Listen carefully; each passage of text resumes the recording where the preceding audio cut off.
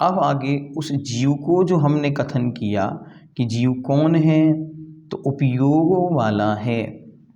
अब वह जीव कितनी भेद वाला है, तो अब क्रमशः आचार्य भगवंत उस जीव के भेदों को सूत्र नंबर 14 तक गिनाएंगे। आइए क्रमशः देखते हैं।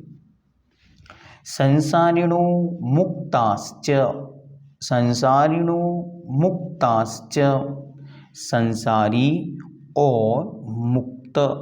संसारी और मुक्त के भेद से जीव दो प्रकार का है। ध्यान से, पहले उपयोग वाला जीव कहा और फिर उस जीव के सामान्य से दो भेद किए। कौन कौन से भेद? संसारिणो मुक्ताश्च, वह जीव संसारी और मुक्त के भेद से दो प्रकार का है। संसारी जीव कौन सा है? तो कर्म सहित जीव संसारी जीव है। सामान्य भाषा में जाने तो जो इस संसार में जन्म मरण कर रहा है वह संसारी जीव है। और मुक्त जीव कौन है? जो कर्म से मुक्त हो गया है, जन्म मरण की परंपरा से रहित हो गया है, उसका नाम मुक्त जीव है। जो 8 प्रकार के कर्म हैं उनसे रहित है, उसका नाम ही मुक्त जीव है। संसारी जीव इस संसार में ही परिणमन और परिवर्तन कर रहा है। जो द्रव्य, क्षेत्र, काल, भाव और भव रूप 5 प्रकार का परिवर्तन है वह निरंतर उसमें घूम रहा है। और जो मुक्त जीव है वह सदा सदा के लिए संसार से मुक्त हो गए हैं, अब पुनः यहाँ लौट कर आना नहीं होगा। संसारी जीव कौन है? तो संसारी जीव अच्छी तरह यदि हम देखें तो चारों गतियों के जीव ही संसारी जीव हैं। और मुक्त जीव कौन है? तो सिद्ध भगवान ही मुक्त जीव हैं। इस प्रकार ये विषय हमको जानना चाहिए। आइए अब आगे कहते हैं कि मुक्त जीव तो मुक्त हैं, उनका कोई विशेष भेद नहीं होता, फिर भी पूर्व प्रज्ञापन नय की अपेक्षा उनके कुछ भेद या अंतर बतलाए गए हैं आगम ग्रंथों में। उनका वर्णन 10वें अध्याय में देखने में आएगा। अब यहाँ पर जो संसारी जीव है उसकी चर्चा प्रारंभ करते हैं, देखते हैं।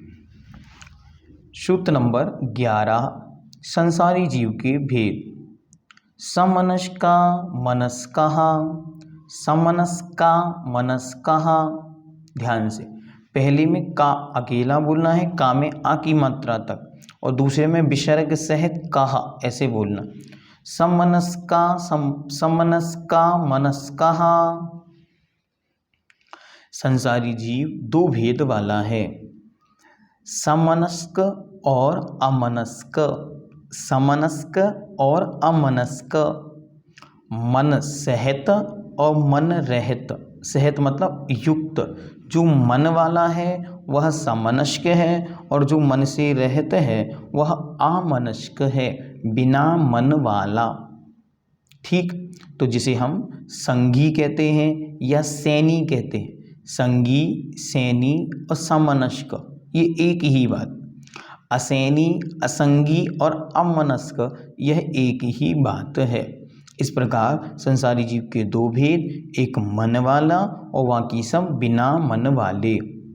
अच्छी तरह यदि हम संसारी जीवों में देखें तो नरक गति, देव गति और मनुष्य गति, इनके जीव मन वाले ही होते हैं। त्रियंच गति में ही मात्र 1 इंद्रिय, 2 इंद्रिय, 3 इंद्रिय, 4 इंद्रिय जीव तो नियम से मन रहित ही होते हैं।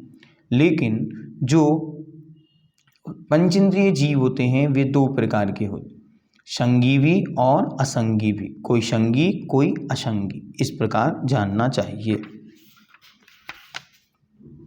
अब यहाँ पे आचार्य सूत्र, अच्छा, अब संसारी जीव के और भी प्रकार से कोई भेद हैं क्या? हाँ, संसारी जीव के अन्य प्रकार से भी भेद बतलाए तो देखते। सूत्र नंबर 12, संसारिणस्त्रसस्थावरः, संसारिणस्त्रसस्थावरः, संसारिणस्त्रसस्थावरः। संसारी जीव 2 प्रकार के हैं, त्रस और स्थावर। दोनों आधे आधे शब्द हैं, उनको आगे वाले के साथ जोड़कर पढ़ना है। संसारिणस तृषः स्थावरः। तो संसारी जीव दो प्रकार के हैं, तृष और स्थावर। तृष जीव क्या हैं? जो जीव दो इंद्रिय से अधिक वाले हैं, दो इंद्रिय, तीन इंद्रिय, चार इंद्रिय, पंच इंद्रिय जीवों को, या जिन जीवों के पास एक इंद्रिय से अधिक इंद्रियां हैं, दो इंद्रियां हों, तीन इंद्रिय, चार इंद्रिय, पांच इंद्रिय, वे जीव कहलाते हैं तृष। और इनसे भिन्न मात्र जिनकी एक ही इंद्रिय है, स्पर्शन ही जिनकी इंद्रिय है, वे कहलाते हैं स्थावर जीव। ध्यान से, जिनकी स्पर्शन ही मात्र इंद्रिय है वे स्थावर जीव हैं, और दो इंद्रिय से अधिक, दो इंद्रिय, तीन इंद्रिय, चार इंद्रिय और पंच इंद्रिय जीव तृष जीव कहलाते हैं। ये संसारी जीव के दो भेद बतलाए गए। अब आगे स्थावर जीवों के विशेष भेद भी हैं। हाँ, स्थावर जीव 5 भेदों वाला है। देखते सूत्र नंबर 13। पृथिव्यपतेजो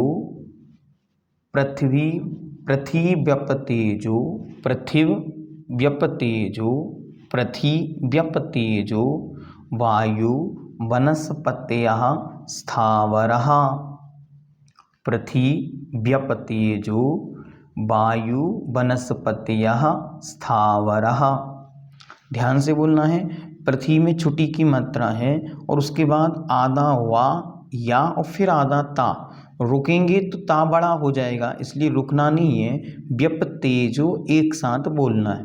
तो पृथिव्यपतेजो वायु वनस्पतयः स्थावरः। पृथ्वी, अप, तेज, वायु और वनस्पति, ये 5 स्थावर हैं।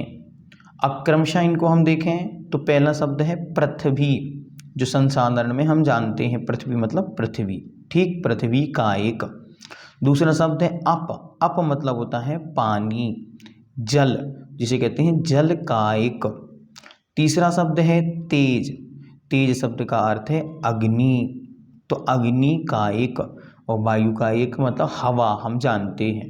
और वनस्पति अर्थात पेड़, फूल, पत्ती आदि, तो वनस्पति कायिक, ये कहलाते हैं तृष। ये स्थावर, अच्छी तरह इनको देखें। स्थावर 5 प्रकार के, पृथ्वी का एक, जल का एक, अग्नि का एक, वायु का एक और वनस्पति का एक। स्थावर नाम कर्म के उदय से प्राप्त हुई जीव की अवस्था विशेष पर्याय को तृष इसको स्थावर कहते हैं। और वह स्थावर अवस्था कैसी है? तो स्थावर अवस्था एक प्रकार से एक इंद्रियों में ही जीवन व्यतीत करना, इससे ज़्यादा उनकी योग्यता कुछ भी नहीं। वहाँ मन नहीं होता, वहाँ वचन नहीं होता, मात्र काय होती है। और काय में भी केवल स्पर्शन नाम की एक इंद्रिय उन जीवों के पाई जाती है। आगे, अब तृष जीवों के भी कोई भेद हैं क्या? तो कहते हैं हाँ, तृष जीव के भी भेद हैं। सूत्र नंबर 14। द्विन्द्रिया दयस्तृषः, द्विन्द्रिया दयस्तृषः, द्वि इंद्रिया दया, द्विन्द्रिय आदया, आदया मतलब आदि, तृषः तृष जीव हैं। 2 इंद्रियों को आदि लेकर तृष जीव हैं। तो 2 इंद्रिय से आदि कहाँ तक लेना है? क्योंकि आपने पहले तो इंद्रियां बतलाई नहीं, तो आचार्य कहेंगे हम इंद्रियों की चर्चा आगे करेंगे। इंद्रियां 5 होती है, तो द्वि आदि, तो 2, 3, 4 और 5 इंद्रियां वाले तृष होते हैं। तो तृष जीव के 4 भेद, द्वि इंद्रिय, 3 इंद्रिय, 4 इंद्रिय और पंच इंद्रिय, ये जीव तृष कहलाते हैं। ये तृष जीवों के भेद जानने चाहिए। हम कौन से जीव हैं? तो हम भी तृष हैं। एक एक जीव के कुछ एक एक 2 उदाहरण भी याद रखने चाहिए। 2 इंद्रिय में तो जो रेंगने वाले छोटे छोटे से जीव होते हैं, जैसे जुआ, जैसे गोंच, केंचुआ, ये 2 इंद्रिय जीव होते हैं। इसके बाद 3 इंद्रिय, छोटे छोटे से पैर पर चलने वाले कीड़े जैसे चींटी, चीटा, ये 4 इंद्रिय, छोटे छोटे से उड़ने वाले जो जीव होते हैं प्रायःकर मच्छर, मक्खी, बरैया, ततैया, भौंरा आदि। और पंच इंद्रिय में अनेक प्रकार के देखने में जीव आते हैं, वे सारे के सारे संगी हों असंगी हों, पंच इंद्रिय जीव जिनके पास 5 इंद्रियां होती हैं। इस प्रकार इतना विषय जीवों के विषय में आचार्य भगवंत ने हमारे सामने रखा। एक एक सूत्र अत्यंत महत्वपूर्ण है। यद्यपि सिद्धांत प्रवेशिका भाग 1 के अंदर इनका विस्तार किया गया, फिर भी समझने की दृष्टि से इनका पूर्णतः विस्तार हमने यहाँ पर किया। अब जो प्रसंग आया कि वे इंद्रियां कौन हैं या कितनी हैं, उन पर आचार्य आगे व्यवस्थित जानकारी उपलब्ध कराएंगे।